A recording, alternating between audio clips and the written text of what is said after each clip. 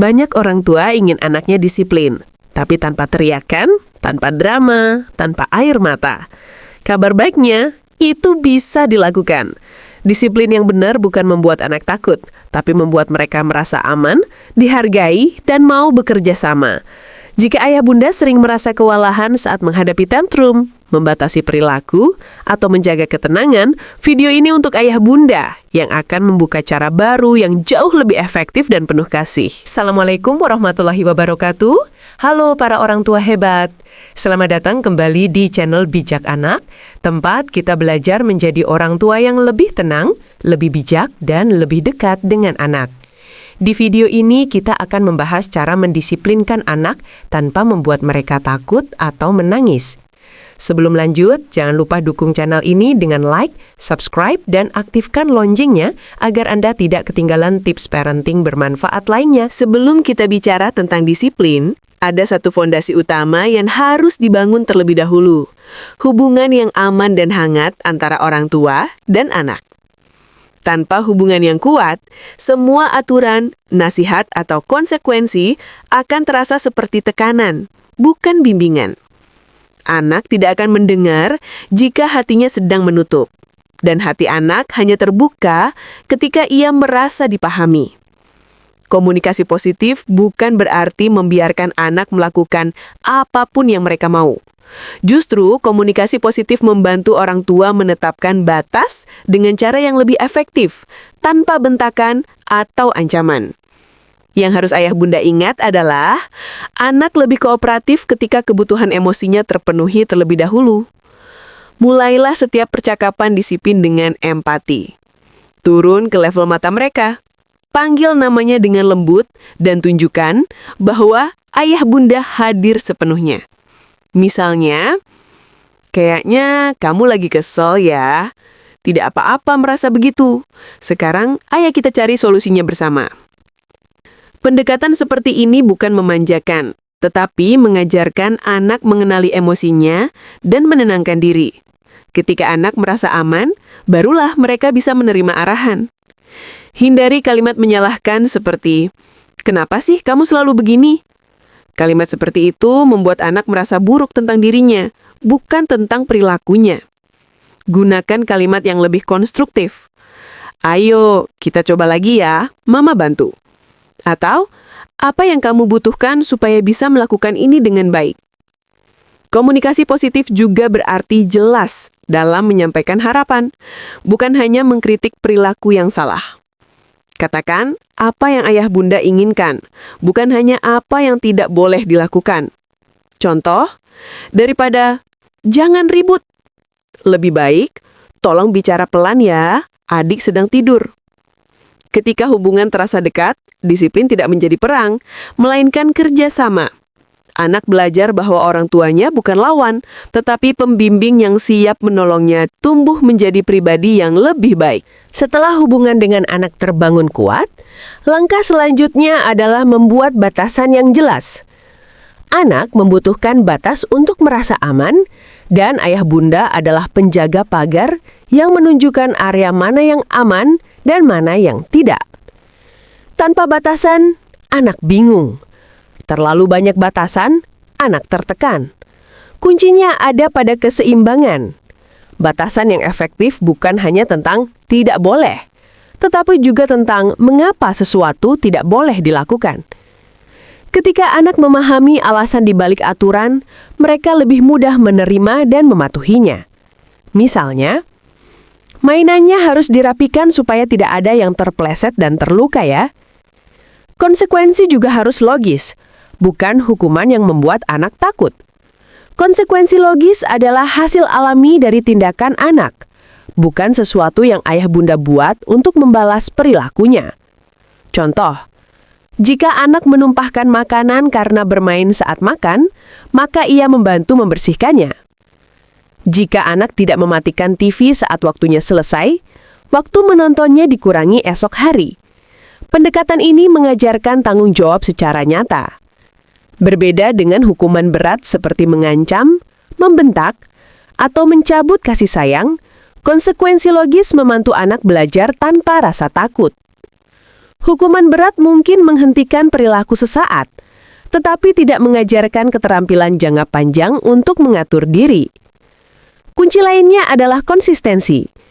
Jika ayah bunda berkata, hanya 10 menit lagi, tetapi pada akhirnya memberi waktu tambahan terus-menerus, anak menangkap pesan bahwa batasan bisa dinegosiasikan. Tapi jika batas ditegakkan dengan tenang dan konsisten, anak belajar mematuhi tanpa perlu drama. Jangan lupa, sampaikan konsekuensi dengan nada yang tetap lembut namun tegas.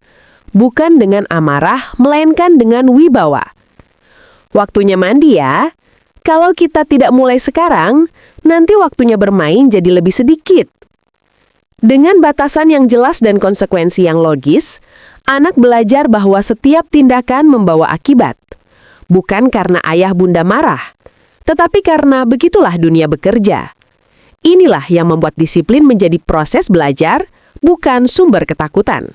Di momen-momen paling sulit, ketika anak menangis, membantah, atau melakukan hal yang tidak sesuai aturan, hal terpenting yang harus ayah bunda jaga adalah ketenangan diri. Anak belajar mengatur emosinya dari cara orang tuanya bereaksi. Jika orang tua tetap tenang, anak merasa aman. Tapi jika orang tua meledak, anak akan meniru hal yang sama, atau justru semakin memberontak. Ketenangan orang tua tidak hanya menurunkan tensi konflik, tetapi juga membuat pesan disiplin lebih mudah diterima. Nada bicara yang lembut namun tegas, bukan berteriak, memberikan wibawa alami. Anak lebih menghormati orang tua yang stabil dibanding yang mudah terpancing.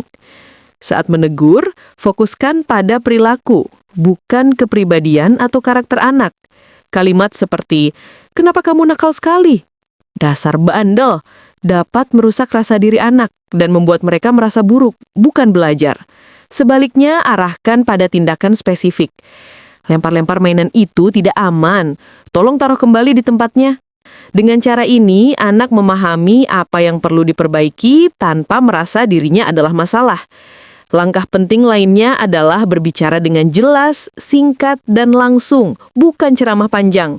Anak kecil tidak bisa memproses kalimat yang terlalu bertele-tele, terutama saat mereka sedang emosional. Duduk atau berlututlah agar sejajar dengan mata mereka, dan gunakan kontak mata untuk menunjukkan keseriusan. Contoh pendekatan wibawa tanpa agresi. Ayah bunda tahu kamu sedang marah, tapi memukul bukan caranya. Ayo tarik nafas dulu bersama. Ketenangan ayah bunda akan menular ke anak. Bahkan jika anak masih menolak atau menangis, setidaknya suasana tetap terkendali dan aman. Jangan lupa, mengambil jeda sejenak untuk menenangkan diri adalah hal yang wajar dan sehat. Terkadang berhenti sejenak jauh lebih efektif daripada terburu-buru menegur saat emosi naik. Dengan bicara tenang, fokus pada perilaku dan menjaga wibawa, ayah bunda sedang mengajarkan keterampilan penting, regulasi emosi, pengendalian diri, dan cara menyelesaikan masalah tanpa melukai orang lain. Keterampilan yang akan mereka pakai sepanjang hidup. Salah satu prinsip terpenting dalam dunia parenting adalah anak meniru, bukan mendengar.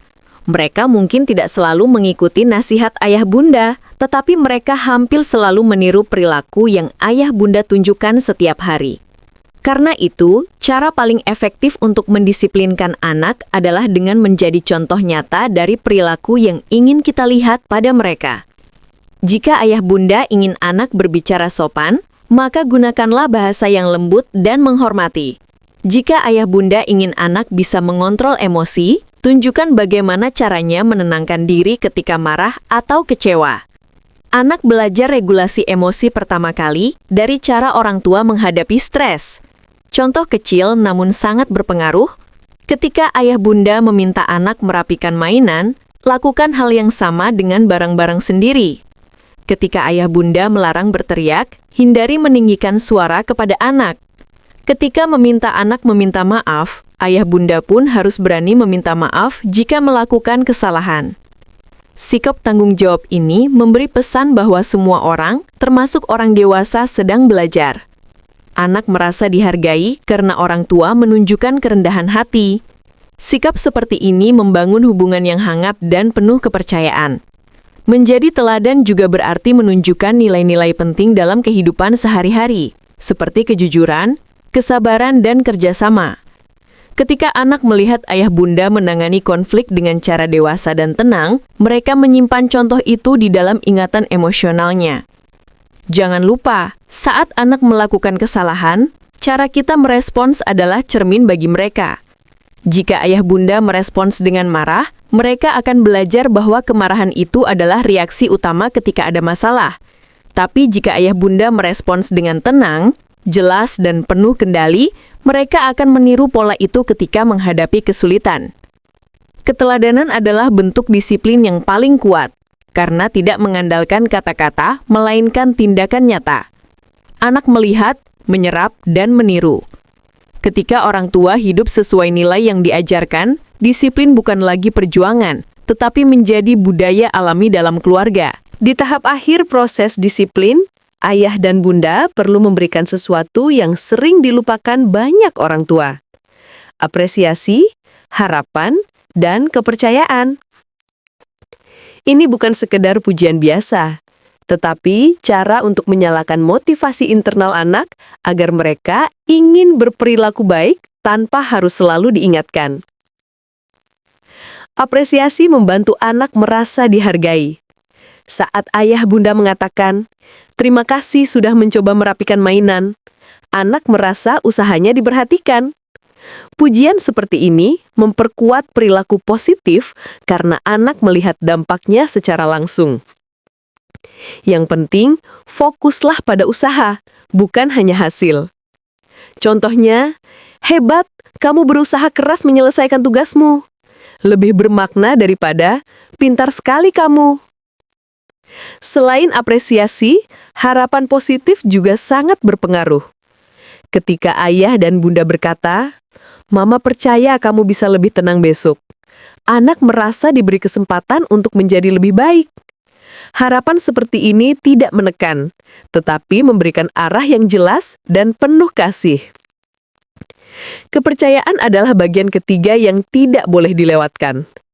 Ketika anak merasa dipercaya, mereka termotivasi untuk menjaga kepercayaan itu.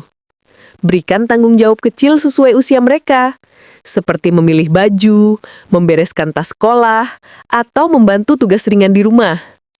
Setiap kali mereka berhasil, rasa percaya diri mereka meningkat.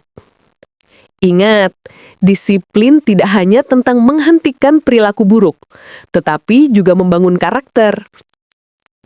Anak yang menerima apresiasi, harapan, dan kepercayaan akan memiliki dorongan internal untuk melakukan hal yang benar, bukan karena takut dihukum, tetapi karena ingin melakukan yang baik. Sikap ini juga menumbuhkan hubungan hangat antara anak dan orang tua. Anak merasa dilihat, didengar, dan dihargai. Mereka memahami bahwa ayah bunda bukan hanya mengoreksi kesalahan, tetapi benar-benar percaya pada potensi mereka untuk tumbuh. Pada akhirnya, disiplin yang berhasil adalah disiplin yang membuat anak merasa mampu, bukan takut. Dengan memberikan apresiasi, harapan, dan kepercayaan, ayah dan bunda sedang menyiapkan anak untuk menjadi pribadi yang bertanggung jawab, percaya diri, dan siap menghadapi dunia dengan hati yang kuat. Ayah bunda, mendisiplinkan anak tanpa membuat mereka takut atau menangis memang membutuhkan kesabaran, konsistensi, dan hati yang besar. Namun, setiap langkah kecil yang ayah bunda lakukan hari ini akan membentuk karakter anak di masa depan. Ingat, disiplin yang efektif bukan tentang membuat anak patuh karena takut, tetapi membantu mereka belajar mengelola perilaku dan emosinya dengan cara yang sehat.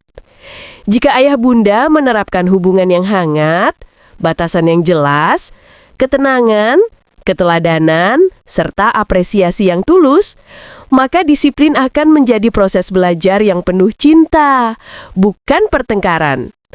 Terima kasih ya sudah menyimak hingga akhir.